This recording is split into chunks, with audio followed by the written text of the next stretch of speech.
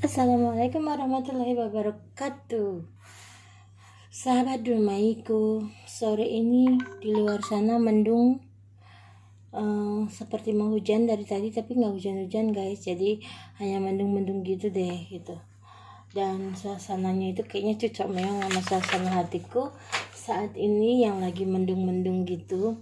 Yang nggak tahu kenapa ya, tapi aku dari sejak kemarin itu ngerasa bahwa ada sesuatu bakal terjadi, atau aku tuh punya firasat yang agak buruk gitu, bahasanya akan ada sesuatu hal yang terjadi, tapi aku nggak tahu itu apa, entah apa gitu, kepada siapa atau siapa yang terjadi, atau pada diri aku, naudzubillah min dzalik gitu ya.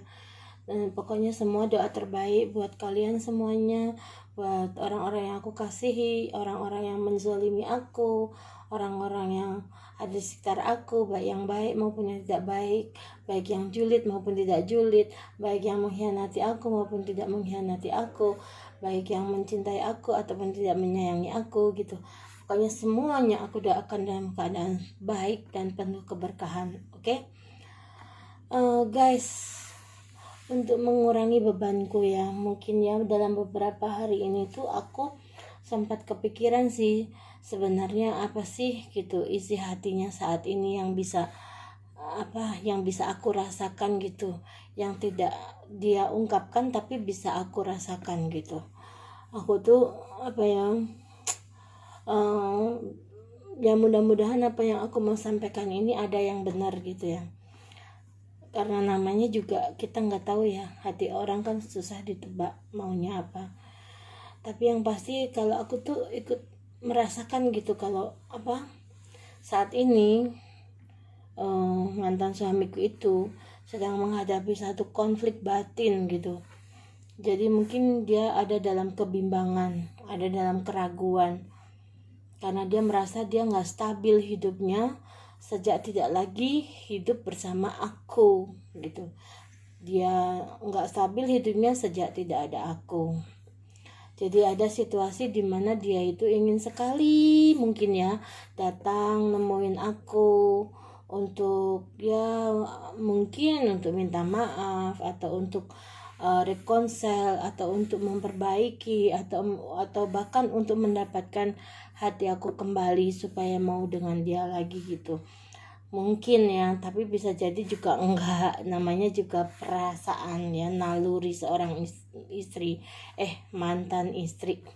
Aku kalau ngomong mantan dia marah guys, tahu kemarin waktu dia terakhir ngubungin aku yang dia minta mobil Hilux itu, aku sebut mantan istri, mantan suami, dia ngakak keras gitu. Bicara apa kata dia gitu guys. Jadi dia itu nggak ngakuin kalau udah menolak aku. Emang rada-rada dia itu orangnya. Oke, jadi aku rasa mungkin dia sadar gitu, mungkin dia sadar bahwa keputusan dia untuk meninggalkan aku, untuk menolak aku adalah satu keputusan yang salah gitu. Jadi dia baru menyadarinya sekarang guys, mungkin ya. Terus jadi mungkin pada awalnya dia yakin, bahkan mungkin terlalu yakin gitu, bahwa dia bisa hidup tanpa aku, bahwa hidupnya setelah tidak ada aku tuh dia akan jauh lebih bahagia, jauh lebih tenang, jauh lebih damai, jauh bisa mudah memiliki apapun atau mendapatkan apapun. Secara di luar sana kan banyak pilihannya ya kan, banyak wanita-wanita yang pastinya mau aja kan digombalin gitu, maksudnya yang diporotin atau sejenisnya gitu ya, mungkin banyak gitu. Atau bahkan dia udah sekarang ini mungkin biarpun dia kemarin memilih janda 3 anak itu sebagai pelakor itu untuk hidup dengan dia, tapi ada juga mungkin ya dia juga masih nakal-nakal dengan yang lain. Karena aku sih nggak yakin ya, aku betul-betul nggak yakin, nggak tahu kenapa, tapi sampai detik ini, sampai hari ini aku tidak yakin bahwa hati suamiku itu totally untuk janda 3 anak itu. Aku nggak yakin guys, itu bisa aku pertanggungjawabkan ucapanku ya, karena aku tahu persis gitu suamiku seperti apa gitu, biarpun dia bandelnya setengah mati gitu, Aku yakin seyakin-yakinnya mungkin gitu, bisa jadi kalaupun mereka sekarang hidup bersama, jadi kayak ini aja, kayak badan aja yang dia bisa miliki, tapi hati pikiran itu semuanya nggak pada lonte itu. Biarpun si lonte itu misalkan memaksakan diri sampai dibela-belain, mungkin black magic di dalamnya atau apa gitu, mencoba membuat suamiku supaya lupa sama aku, mencoba suamiku untuk lupa pada semua orang yang pernah jadi bagian hidupnya gitu. Tapi aku yakin seyakin-yakinnya, insya Allah keyakinanku tuh benar ya, bahwa hati suamiku itu masih terpatri dalam gitu, dalam di lubuk hati suamiku itu aku bisa pertanggungjawabkan ucapanku ya. Jadi insya Allah apa yang aku sampaikan itu tidak salah. Cuman masalahnya kan sekarang akunya mau apa enggak kan gitu ya kan, setelah apa yang dia buat kemarin kan, itu aja masalahnya kan, itu aja. Jadi dengan harapan dia hidup dengan pelakor 3 anak itu, akan memiliki segalanya, akan bahagia, lebih bahagia daripada hidup dengan aku gitu, itu ternyata salah semua guys gitu. Jadi justru hadirnya si pelakor lonte janda 3 anak ini justru menambah beban hidup buat dia, menambah tekanan hidup yang lebih pada dia gitu. Cuman dia kan pandai menutupi ya kan. Terus suamiku juga tipe orang yang pandai karena egonya tinggi, dia juga pandai menipu perasaannya gitu loh. Nah itu, tapi dia nggak pernah bisa membohongi aku dengan perasaan dia yang terdalam, dan dia tahu itu guys. Jadi dia bisa membodohi orang lain tapi dia tidak bisa membodohi aku. Dia bisa membohongi orang lain tapi dia tidak pernah bisa membohongi aku, dan dia tahu persis itu gitu. Mungkin keinginan dia pengen bicara dengan aku itu ada gitu, ada perasaan pengen minta maaf mungkin gitu. Cuman egonya kan terlalu tinggi, jadi mungkin egonya itu mengalahkan akal sehatnya. Jadi mungkin egonya itu berpikir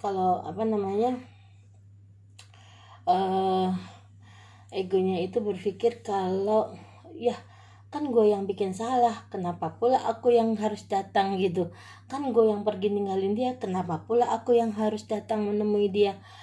Kan gue yang ninggalin dia, kenapa gue harus julat lidah sendiri datang nemuin istriku kan gitu. Jadi ada faktor-faktor seperti itu selain dari black magic tadi yang mereka berupaya untuk supaya suamiku itu nggak ingat sama aku gitu. Jadi faktor-faktor itu mendukung. Tapi kalau saja suamiku tuh mau pakai intuisi hatinya yang terdalam, jadi apa yang dia rasakan paling dalam di lubuk hatinya, kata hatinya, insya Allah suamiku tidak akan sesat langkah jalan.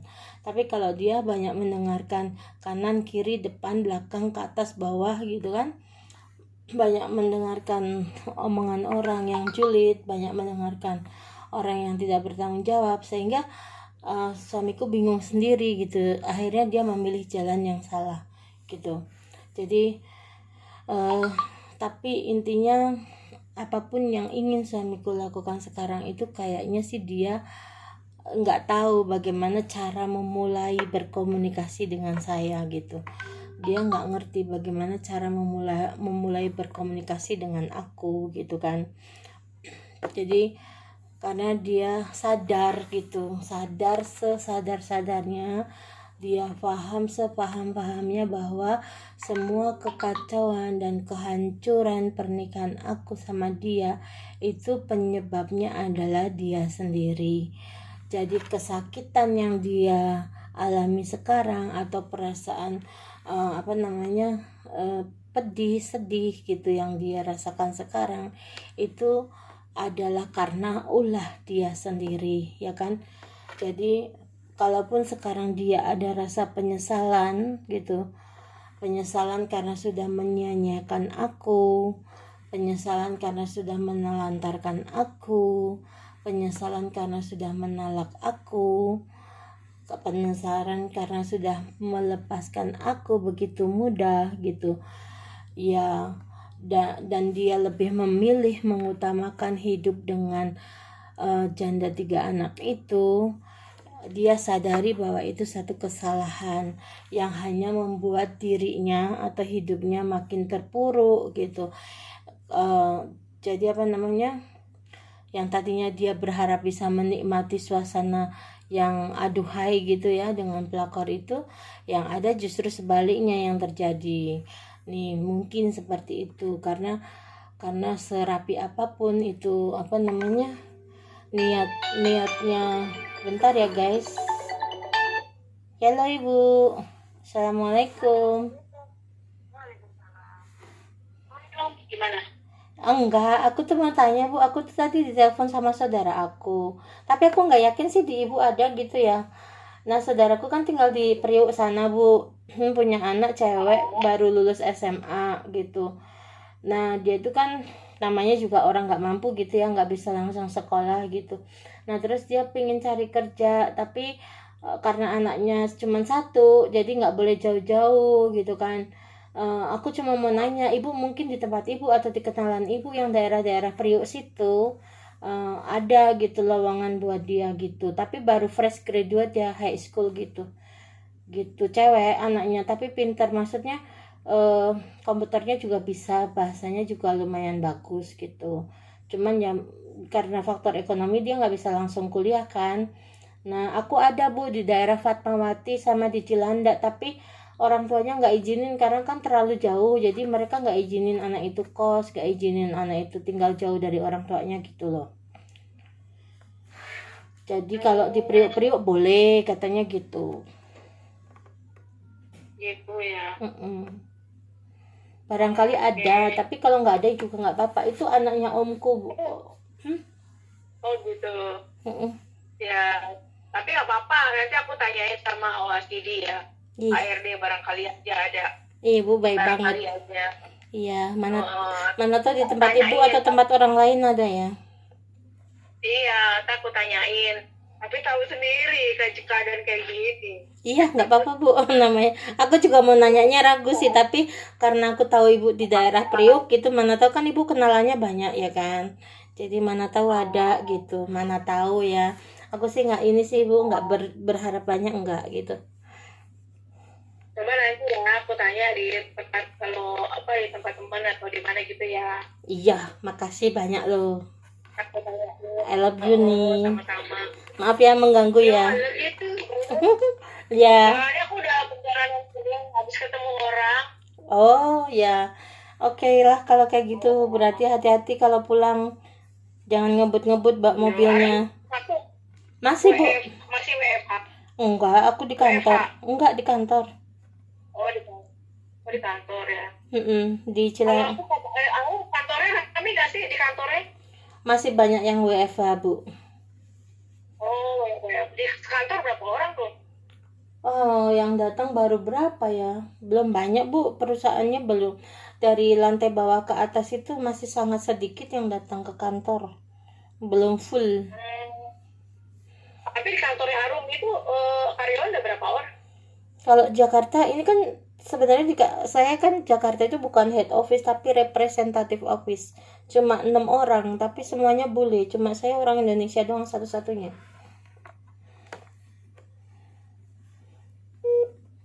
Halo bu. Oh cuma. Iya signalnya jelek ya, aku di atas ini. Halo. Oke, halo, nanti aku telepon ya bu. Yuk. Sorry ya guys, terpotong, selalunya terpotong ya, maaf ya. Jadi gitu guys, jadi apa namanya, keinginan mungkin suamiku, harapannya ketika dia menolak aku tuh dia bisa menghapus jejakku gitu ya, bisa melupakan aku dengan hadirnya wanita 3 janda anak itu. Tapi ternyata dia tahu bahwa akulah tujuan hidup dia. Makanya dia sekarang kelabakan sendiri, kebingungan sendiri tuh, dia stres sendiri, dia depresi, mungkin nggak depresi lah ya, suamiku sih nggak gitu orangnya gitu, tapi dia banyak pikiran lah gitu, banyak pikiran, jadi dia benar-benar mikir gitu apa ya yang bisa aku lakukan. Karena kalau dulu kan dia buat salah, dia minta maaf, aku maafin, terus dia buat salah lagi, minta maaf, ngebaikin aku maafin, terus dia datang dengan kesalahan lagi, aku masih maafin gitu terus kan ya. Terus aku pun masih, dia menghendaki apa, dia pengen apa, dia take advantage apapun dari aku masih kasih, karena kan aku masih berpikirnya ya udahlah, aku malas ribut sama dia gitu kan. Terus apalagi pernikahan, kalau bisa kan namanya orang menikah itu seumur hidup itu hanya satu kali gitu kan. Jadi sebisa mungkin kita membangun rumah tangga itu sekokoh mungkin gitu, apalagi itu ladang surga gitu buat seorang istri kan, untuk mengabdikan diri sama suami. Tapi balik lagi, kalau suaminya seperti ini kan juga kadang kita mempertanyakan ya gitu. Istri udah sebaik mungkin, maksudnya sebagus mungkin tidak melakukan kesalahan, tapi suaminya bukannya bertobat malah menambah kesalahan yang sama, mengulang kesalahan yang sama, sehingga menyengsarakan istri. Dia nggak ingat bahwasanya nanti di akhirat itu akan dipertanggungjawabkan gitu. Sebagai suami dia akan mempertanggungjawabkan apapun yang yang jadi dosa-dosanya orang rumah gitu, maksudnya termasuk istri, anak-anak, atau semua gitu kan ya. Nah oke, balik lagi guys. Jadi aku rasa sih dia tidak akan menonjolkan kegalauannya di depan semua orang, karena dia tahu dia orangnya paling gengsian gitu. Jadi dia nggak mau terlihat lemah di depan orang lain, apalagi tuh notabene di depan teman kantor dia ya. Jadi dia tahu bahwa ucapan, pikiran, dan tindakan dia itu nggak pernah sinkron. Jadi apa yang dia sadarin sekarang, apa yang dia sesali sekarang ya nggak ada artinya apabila dia masih melakukan salah atau dosa yang sama gitu kan. Jadi terus-terusan menyakiti aku, terus-terusan mengkhianati aku, lama-lama kan aku muak ya guys, bener gak sih? Lama-lama aku enak juga kan gitu. Hidupku bukan untuk memaafkan kamu loh ya kan gitu, hidupku bukan untuk untuk kamu sia-siakan gitu. Sementara ada hal positif lainnya yang harus kita kejar, yaitu masa depan gitu. Mau dibikin seperti apa masa depan rumah tangga kita, mau dibikin seperti apa kita mengejar impian itu kan gitu. Makin hari makin kesini kan kita harusnya makin fokus dengan masa depan kan, bukan malah fokus dengan birahinya gitu, bukan malah fokus dengan hasratnya yang tidak pernah habis itu gitu. Tapi ya balik lagi pola asuh lagi kan gitu, karena begitulah dia diajarkan sama bapaknya kan. Jadi ya nggak nyalain juga kalau dia tumbuh gede dengan keadaan seperti sekarang, karena yang diajarkan sama bapaknya dulu adalah bagaimana cara memuaskan nafsumu gitu, nafsu seksmu, nafsu birahimu, yang notabene semua adalah kepuasan sesaat gitu, tanpa memikirkan resikonya nanti bisa sakit, bisa terkena penyakit, bisa kejadian apa gitu. Dia nggak pernah berpikir begitu guys, karena seperti itulah dia diajarkan sama bapaknya gitu kan. Dan ibunya pun diam melihat, nggak menegur, nggak memberitahu hal baik gitu, cenderung diam, iya gitu. Ya udahlah, klop berarti ya kan, sama-sama, maksudnya ya gitulah pola asuh yang salah kan seperti itu. Kalau di keluarga aku kan jelas itu tidak ada kamus yang seperti itu. Oke, jadi balik lagi ke topiknya. Jadi dia mungkin sekarang ini juga mikir gitu, egonya kan tinggi, gengsinya tinggi. Jadi masa sih gue yang bikin salah, gue yang harus datang ke Arum minta maaf gitu, masa sih gue yang membuat huru hara, gue juga yang harus datang duluan membuat rekonsel sama Arum atau menyelesaikan, mengakhiri atau apa gitu. Nyatanya dia nolak pun, dia dengan selembar surat pernyataan itu aku taunya dari Lampir yang kirim ya kan. Dia nggak pernah sampai detik ini nggak pernah ngirim ke aku, bahkan alamat aku di mana dia tahu, di mana aku kantornya, di mana aku tinggalnya, rumahku pun dia tahu alamatnya ya kan. kenapa dia nggak mau mengirimkan itu? Jangankan dikirimkan secara fisiknya gitu, WA-nya aja deh lu kirimin juga ke gue, itu nggak ada gitu. Padahal aku sudah minta, mana coba kirim ke aku gitu kan, tapi dia nggak berani. Karena memang apa, yang gede itu cuman itunya doang guys, tapi nyalinya dia jongkok, nyalinya dia pengecut gitu. Itu juga balik lagi pola asuh bapaknya ya kan, yang seperti itu. Jadi itu sudah tata sudah mendarah daging gitu. Kalau dia sendiri tidak ingin keluar dari lingkaran setan itu ya susah. Kalau dia tidak ingin terlahir jadi jiwa yang baru ya susah. Selamanya hidup dia akan sengsara, akan susah, akan dirundung banyak masalah gitu. Karena keberkahan pasti jauh dari hidup dia. Bahkan yang lebih memiriskan ya, sampai detik ini pun mungkin suamiku juga nggak sadar diri, nggak bisa mengapresiasi apa yang sudah aku lakukan. Mungkin dia berpikirnya gue kerja ya karena gue berprestasi, karena gue bagus, karena gue punya pengalaman, karena gue dipercayai. Jadi bukan karena oh ya kenapa ya gue bisa di posisi sekarang ini, kenapa ya gue ada di posisi yang sekarang, oh bagaimana ya cerita ke belakangnya ya, bagaimana ya aku kok bisa fokus di dunia kontraktor, oh bagaimana ya kok aku bisa meraih begini, bagaimana aku bisa kerja gini, awalnya gimana sih gitu, awalnya bagaimana sih yang dari driver Grab gitu, yang dapat bisa menghandle gitu, bisa menjadi atau memiliki posisi yang jauh lebih bagus daripada kehidupan dia yang dulu selama 21 tahun ya kan. Dia nggak punya apa-apa, nggak punya, hidupnya juga nggak ada yang bagus, yang pantas diapresiasi apa selain punya anak banyak ya gitu. Jadi semenjak ketemu aku, mindsetnya dia kan berubah. Semenjak ketemu aku kan pola pikir dia berubah, karena akulah satu-satunya yang menyemangati dia, memberi support dia, yang mampu gitu membuat dia itu berpikir bahwasanya hidup lu itu yang sekian puluh tahun gak ada artinya gitu. Harusnya kamu tuh hidupnya begini, ini yang nih di sini nih yang positifnya, tapi yang selalu lu pikirin sejauh ini adalah negatifnya gitu. Jadi ini kalau mau dapat keberkahan tuh ini, jadi bukan dengan jalan pintas lu pengen kaya, pengen punya semuanya, tapi tanpa mau kerja keras, lu mau enak aja dapat duit dengan cara enak, ibarat kata tinggal ngangkang dapat duit gitu kan, enggak.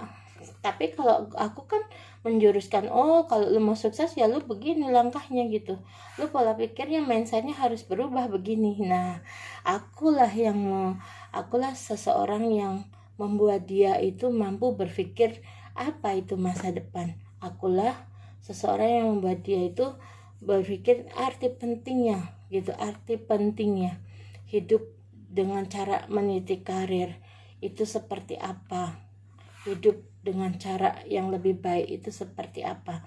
Jadi mau kayak manapun siapapun orangnya yang mendinai atau tidak mengakui aku punya andil besar terhadap suamiku, ya terserah dia gitu kan.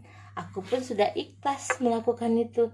Kalaupun sekarang dia bahagia, dia punya banyak rezeki, dia sukses, punya jabatan yang tinggi, dan dia tidak melanjutkan hidup dengan aku, ya nggak apa-apa, namanya juga ikhlas ya kan. Sama halnya dengan gini, aku memberikan modal nih misalkan kepada adikku untuk memulai bisnis berjualan minuman misalkan gitu ya, yang lagi kekinian gitu kan, yang minuman-minuman gitu. Terus itu aku ikhlas karena aku menghadiahkan itu sebagai caraku untuk mengapresiasi, karena dia sudah merawat almarhum ibuku dulu selama 6 tahun gitu. Jadi dia menghabiskan waktunya untuk ada di samping ibuku yang pada saat itu sakit gagal ginjal, dua-duanya nggak berfungsi sampai ibuku meninggal gitu. Jadi ketika mami itu meninggal, dia kan berarti dia nggak punya bekal apa-apa untuk melanjutkan hidup kan guys, bener nggak? Karena 6 tahun itu dia nggak ngapa-ngapain, hanya jagain mami gitu. Nah sekarang kalau seandainya dia sudah udah nggak jagain mamiku, terus udah gitu dia juga nggak punya pekerjaan, sementara umurnya dia juga udah menua, nggak mungkin kerja lagi di kantoran karena dia juga nggak punya basic di situ, nggak punya pengalaman di situ. Ya hal-hal yang aku lakukan terhadap dia supaya dia punya hidup yang mapan, supaya dia punya hidup yang baik. Dengan cara apa? Saya memberikan modal kepada dia. Nah, 2 kali saya memberikan modal secara uang, ya kan, itu usaha dia nggak pernah berhasil. Jadi uangnya habis tapi usahanya nggak ada.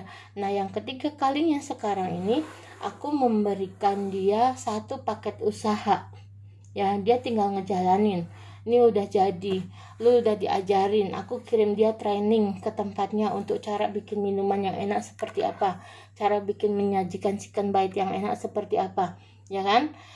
Bumbunya harus bagaimana, komposisinya harus apa supaya rasanya enak. Itu kan semua harus ada perlu product knowledge. Dan dia udah training, aku udah kirim dia untuk training. Sekarang tinggal dia implementasikan menjalankan usaha itu. Nah, kalau seandainya adikku merasa ini baru aja menjalankan usaha nih, terus dia merasa mampu, merasa sanggup untuk tidak usah dibimbing sama aku, ya udah, memang aku harus maksa gitu. Aku harus sampai nangis-nangis, harus sampai memohon-mohon gitu. Udah, aku ajarin dulu kamu ya, nanti kalau kamu sukses baru kamu jalan sendiri gitu. Ya enggak, kan enggak benar akunya, benar enggak? Karena aku ikhlas loh ngasih paket usaha itu. Aku sudah melakukan bagianku, aku sudah memberikan nih paket usaha. Daripada uang lagi kamu enggak akan bisa kamu jalanin ini, kamu tak kirim training, kamu tahu materialnya ini, kamu ini peralatannya sudah kupenuhin, kamu udah punya ini punya itu, terserah kamu bagaimana mengolahnya. Kalau kamu nggak tahu aku bimbing. Tapi kalau yang bersangkutan nggak mau dibimbing, terus aku harus ngemis-ngemis gitu supaya izinkan aku ya membimbing kamu sampai kamu sukses, atau izinkan aku ya mendampingi kamu sampai kamu itu berhasil jualannya maju atau dan sebagainya. Kan kalau sementara dianya nggak mau aku dampingi, dianya mau berjualan dengan versi dia sendiri. Ya udah, hal terbaik adalah aku mendoakannya dari jauh supaya dia sukses, supaya dia berhasil nih dagangnya, supaya dia bisa menjalankan usahanya dengan sebaik-baiknya, dan akhirnya dia bisa menikmati hasilnya dari paket usaha yang aku kasih. Sama halnya dengan Iwan, selama ini aku ngasih secara materi imateri, dia take advantage on me yang selama 5-6 tahun ke belakang kemarin itu akulah orang yang selalu memberi, sementara dia hanya menerima, menerima gitu. Dia nggak pernah memberi ke aku. Mungkin dia ada memberi dengan cara apa, misalkan dia nyetirin kalau kita lagi ke Jawa, misalkan dia nyetirin ketika aku di Medan, kita jalan-jalan, dia nyetirin dia bawa mobil berkilo-kilometer, berjam-jam menempuh perjalanan. Atau mungkin dia sibuk ngurusin ketika awal pernikahan, surat-suratnya semua diurus sama dia, makanya aku nggak tahu ternyata di situ ada surat yang dia nggak lakukan dengan baik gitu. Jadi semua dia pengen handphone, udah berapa kali dia handphonenya ganti, dia pengen baju branded, semua apa yang dia pakai branded semuanya, peralatan apapun yang melekat pada tubuhnya dia pengen yang branded, dia pengen tas aja, beli rangsel tas aja yang harus yang branded yang bagus gitu. Itu terus dia beli semua, dia nggak punya uang, dah minta uang, dah beli ini, dah beli itu, dah nggak punya duit. Berapa kali dia harus pulang pergi ke Batam naik pesawat, dalam 1 tahun mungkin bisa 4-5 kali atau 6 kali gitu. Berapa kali dia nipu aku pergi ke suatu tempat gitu, dia minta duit sama aku, nggak taunya dia malah sama perempuan lain, dia ngabisin waktunya dengan perempuan lain yang nggak jelas. Terus apa gue sekarang harus datang ke dia, terus gue minta begging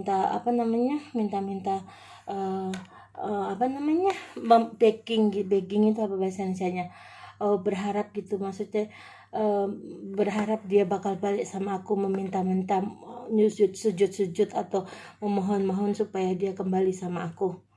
Aku nggak menjawab aku nggak mau ya, tapi coba kalian pikir, kalau kalian di posisi aku, apakah aku harus melakukan itu? Terus kalau aku harus melakukan itu atas dasar apa? Atas dasar pengabdian sebagai istri gitu. Iya, pengabdian sebagai istri harus begitu, harus merendahkan harga diri kita, harus harus memohon-mohon gitu supaya suami yang jelas-jelas tidak memberi nafkah lahir batin, yang jelas-jelas sudah menyia-nyiakan kita, yang jelas-jelas sudah menelantarkan kita, terus kita juga yang harus nyelondahi ke sana, kita juga yang harus begging memohon-mohon supaya dia kembali sama diri kita gitu. Nah, coba deh kawan-kawan, saudara dumaiku, kalian bantu aku menjawab gitu. Makanya aku selalu bilang ya, takdir itu hidup mati, pernikahan, jodoh, rezeki itu semua rahasia Tuhan. Aku sekarang ngomong begini, tapi aku nggak tahu kalau takdirku suamiku adalah dia. Nanti sama Tuhan di suatu hari akan dipertemukan lagi, dia dikembalikan lagi ke aku, atau kami berkumpul kembali, itu aku nggak tahu, lillahi ta'ala. Tapi kalaupun itu terjadi, pasti doaku satu, semoga yang datang ke aku kemudian hari adalah, misalkan itu pun dia gitu ya, orang lama aku, orang yang pernah ada dalam hidupku sebelumnya, adalah seseorang yang datang dengan jiwa yang baru, jiwa yang lebih baik, jiwa yang lebih berkomitmen, jiwa yang lebih sehat otak pikirannya, jiwa yang lebih siap untuk berumah tangga, jiwa yang siap untuk bertanggung jawab kepada istri dan keluarganya. Jadi bukan jiwa suamiku yang dulu ya. Aku betul-betul berharap, berdoa semoga apapun yang sudah aku lakukan itu membawa keberkahan buat dia dan keluarganya. Aku gak pernah ngungkit berapa banyak yang sudah aku kasih sama mereka. Kalaupun aku sekarang memberitahu, itu hanya sebagai sebagai storytelling gitu, bahasanya apa yang aku berikan selama ini adalah sudah banyak dan itu melewati batas kewajaran. Makanya sekarang Tuhan memisahkan kami, karena di situ Tuhan melihat tidak ada balancing dalam pernikahan aku. Yang ada itu aku terus memberi, sementara dia itu nggak pernah memberi. Dia itu hanya nerima dan merorong-rorong terus gitu. Sementara dia datang dan pergi hanya ketika ada mau, tapi ketika dia nggak ada perlu apa-apa, dia akan pergi gitu. Dia nggak akan ingat aku. Nah, itu Tuhan atau alam semesta menyaksikan bahwasanya ini orang nggak benar, kasihan Arum. Jadi untuk sementara kita pisahin aja. Kalaupun nanti disambung lagi, berarti artinya dia harusnya sudah terlahir menjadi jiwa yang baru. Atau kalaupun misalkan memang pada akhirnya kita harus dipisahkan, paling tidak dia tahu supaya kesalahannya tidak terjadi pada masa yang akan datang. Saya tidak berniat mengungkit, apalagi menyuruh mereka untuk membayar semua apa yang sudah saya keluarkan. Tidak sama sekali gitu. Jadi kalau bapaknya, mamanya, atau dia sendiri atau keluarganya yang bilang aku ngomongin itu, ngungkit-ngungkit, gak ikhlas, selalu ngomongin hal itu dan sebagainya, apalagi sekarang sebagai storytelling gitu, berarti yang gak benar pikirannya adalah mereka. Karena apa? Karena mereka pasti merasa bahwa itu mereka memang sudah kelewatan kan gitu kan. Jadi otak mereka berpikirnya dengan kejadian aku dan Iwan dipisahkan gitu, otomatis segala kebaikan atau segala apa yang sudah pernah aku kasihkan sama mereka sangkakan akan diminta kembali, akan diungkit, biarpun tidak diminta kembali. Tapi kalau diomongin kembali begini, mereka berpikirnya bahwa aku itu tidak ikhlas, padahal mereka salah. Justru aku itu memberitahu ini storytelling supaya apa? Supaya jangan sampai kejadian kembali. Cukup pada menimpa aku. Jangan sampai kalian semua itu menimpa hal yang sama, ya kan? Dan yang lebih penting adalah bagaimana cara kita menghargai pasangan. Ya, aku sebenarnya nggak pernah masalahin dari dulu soal dia nggak punya uang, asalkan dia juga tahu diri, tidak menselingkuhi aku, tidak mengkhianati aku, itu sudah jauh lebih cukup. Ini aku udah keluar semuanya, aku semua yang tanggung, tapi ternyata dia pun masih menggatal di luar. Berarti yang nggak benar siapa, ya kan? Itu aku nggak usah jawab pun semua pasti tahu gitu. Tapi sisi lain dari suamiku pasti ada hal baiknya gitu kan.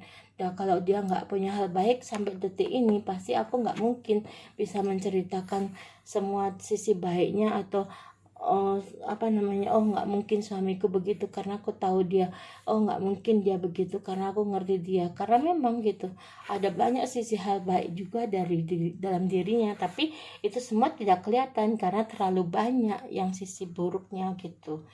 karena justru sisi buruknya itu yang dia tonjolkan selama ini untuk melindungi dia dari kebohongan dia. Jadi dia selalu melindungi dari topeng-topengnya gitu. Jadi kehancuran yang dia rasakan sekarang itu akibat dari ulah dia sendiri. Jadi bukan karena akibat dari aku atau dari siapapun yang pernah dia zolimi. Tapi pernikahan yang sudah dia gorok habis ini juga dia sendiri yang melakukan kan. Jadi semua memang kembali dengan apa yang dia ucapkan kan gitu ya guys. Jadi aku nggak tahu apakah dia mau gitu melembutkan hatinya gitu, apa dia mau introspeksi diri gitu sama-sama dengan aku pun dalam beberapa bulan ini juga introspeksi diri, healing diriku sendiri gitu, supaya aku pun menjadi pribadi yang lebih baik gitu. Tapi apakah suamiku juga melakukan hal yang sama, aku juga nggak tahu gitu, karena itu kan nggak bisa dipaksakan ya. Jadi harus lahir dari dalam dirinya yang terdalam gitu. Jadi tapi aku rasa sih dia harusnya tahu bahwa kebahagiaan dia yang sesungguhnya itu adalah aku. Tapi ya gitu, aku nggak tahu ya kenapa dia begitu ke aku, hanya dia yang tahu jawabannya gitu. Terus kalaupun apa yang aku sampaikan ini salah guys, ya aku mohon maaf yang sebesar-besarnya, karena yang kebenaran, yang hak itu hanya datangnya dari Allah. Itu dulu guys, lain kali aku mau kembali dengan cerita yang lain. Oke, assalamualaikum warahmatullahi wabarakatuh.